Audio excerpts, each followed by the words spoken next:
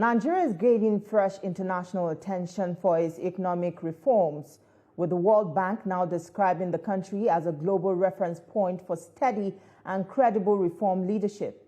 That endorsement came during a high-level meeting at the presidential villa in Abuja. TVC News State House correspondent Femi Akonde reports.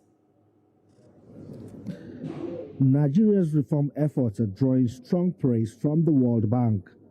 At a meeting with President Bola Tinubu and Vice President Kashim Shettima in Abuja, the World Bank's Managing Director of Operations, Anna Burgess, said Nigeria is now frequently cited around the world as an example of consistent and credible reform leadership.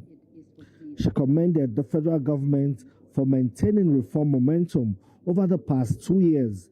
Nigeria is a frequent example in my discussions with people around the world, presidents around the world, policymakers around the world, investors around the world, because I think in these 2 years, the results that have been achieved are really commendable.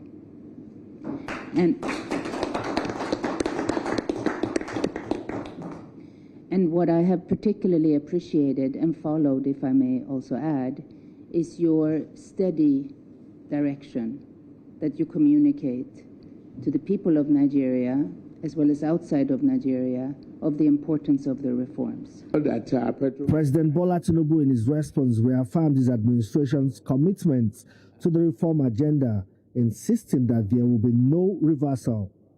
The president acknowledged that subsidy removal and exchange rate unification initially pushed inflation higher, but said inflation has since eased. The naira has stabilized and investor confidence is improving. Very clear that initially it was painful, difficult, but those who win are not those who give up. Ease of doing business in and out of the country is what will stimulate the partnership and be beneficial. President Tinubu also identified agriculture as a major priority, pointing to new investments aimed at transforming the sector. So, how do we help the farmers to convert local market for fertilizers, to improve their yields, and